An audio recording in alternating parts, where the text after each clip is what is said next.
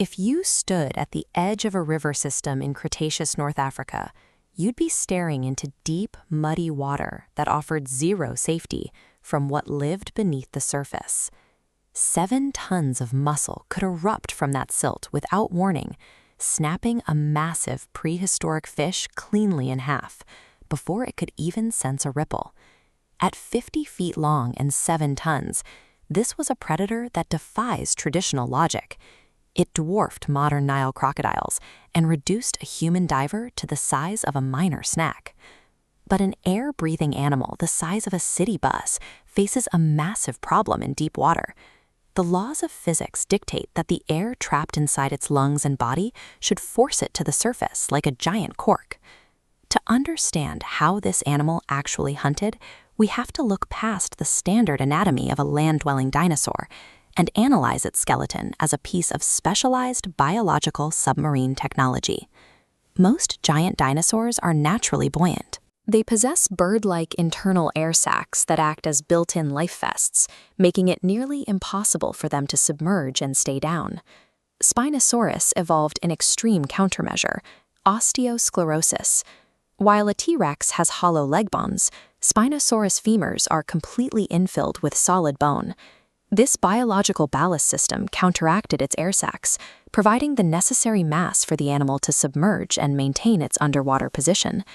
Without this internal weight belt, the Spinosaurus would simply bob uselessly on the surface, unable to dive after prey in the murky depths. Land-dwelling theropods use their tails as stiff, horizontal counterweights for running. That design is excellent for balance on soil, but it generates almost zero thrust underwater. Spinosaurus's tail was different. Elongated neural spines supported a massive, flexible paddle, capable of propelling a 7-ton frame through the water to chase giant fish. Then there is the massive dorsal sail. While older theories focused on temperature regulation, the reality of life in the river suggests a much more mechanical purpose. That sail acted as a hydrodynamic fulcrum. It functioned like a submarine's keel or a centerboard on a boat, providing the stability needed to prevent the animal from rolling over when it violently whipped its long neck to snare a target. Hunting in these river systems meant dealing with muddy water, where vision was virtually useless.